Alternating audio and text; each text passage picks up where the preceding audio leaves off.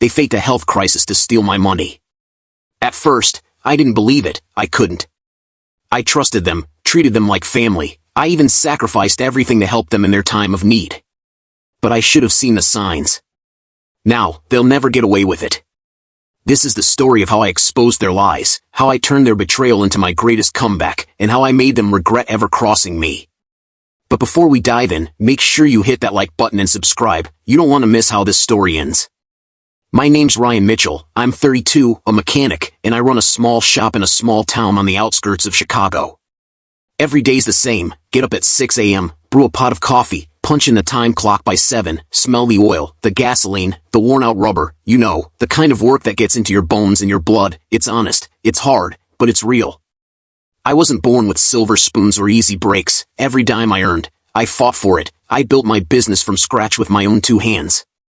And I wasn't alone. Troy Adams, my best friend, my brother, really, we'd been through everything together. But I had no idea that he would betray me in the worst possible way. I've always said you can't trust people who look you in the eye and smile when they're about to stab you in the back. And Troy? He did exactly that. It started small, with little things, a phone call here, a lunch there, but I never suspected what was coming. Never. But it was coming, fast. Troy and I go way back. We grew up 2 houses apart, spent summer days racing bikes down the street, spent winter nights in my garage fixing up old cars. When my dad split, it was Troy who showed me how to change a tire. When his own life hit a rough patch a few years ago, health issues, unemployment, I didn't hesitate. I paid his medical bills, gave him a job at my shop, did everything I could to help him get back on his feet. I sacrificed. I worked late, gave up weekends, ran the shop on a shoestring just to make sure there was money coming in. I maxed out my credit card to pay his hospital bills, never once thinking twice about it. And Troy? He kept telling me he'd get things back on track. We're in this together, Ryan, your family. And I believed him. I believed every word. So when he came to me, trembling, talking about this terminal cancer diagnosis, stage 3 lymphoma, his doctors said, I didn't even blink.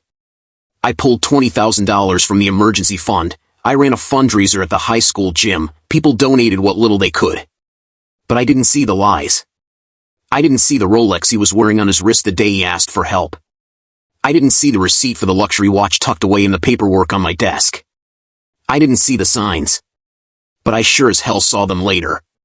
2 days before Christmas, we threw a party at the shop, a little get-together to keep the spirits high.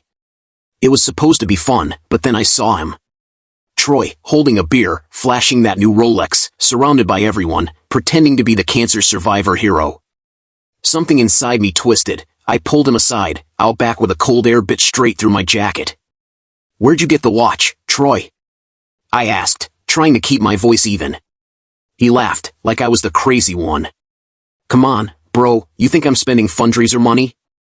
After everything? He said it loud enough for people inside to hear. And right then, I knew I'd been played. Lighten up, man, it's Christmas. But as he turned away, I saw it, the smug look on his face, the same face that used to be my best friend. I didn't respond, not right away, but I felt the heat of betrayal bubbling inside me, the tightness in my chest. He'd taken everything, and now, I was going to make him regret it. I didn't rush in with a confrontation. I didn't yell. I just started gathering the evidence. Every single receipt, every invoice, every bank statement, I kept track of it all. I dug through the records, found the fake medical expenses, the donations funneled into Troy's fiancée's account. And then, I made 2 phone calls. One to the local police department. One to the Channel 8 news station. I wasn't going to let this go quietly. I didn't want to destroy him, but I needed the world to know who he really was. And I was going to make sure it happened, on my terms.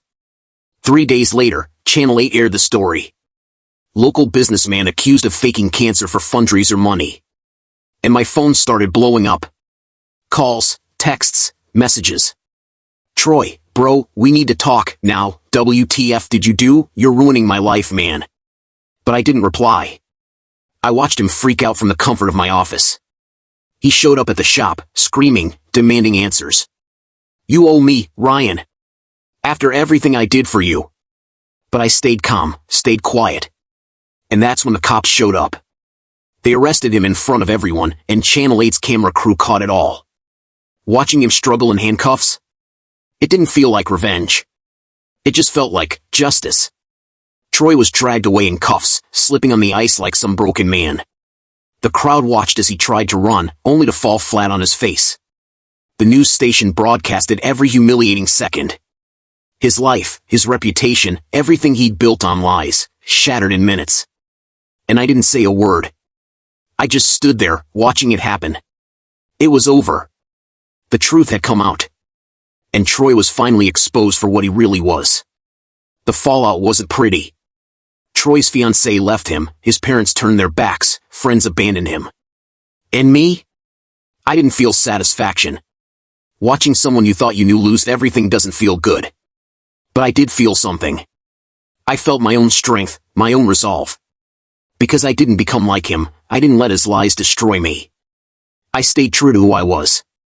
And in the end, that's all that matters. Life will throw you curveballs, people will betray you. But don't let it change you. Don't let someone else's lies make you bitter. You have the strength to rise above it, to stay true. And when everything falls into place, you'll see that it was always worth it. If this story hit home for you, drop a comment below and let me know how you've handled betrayal in your life.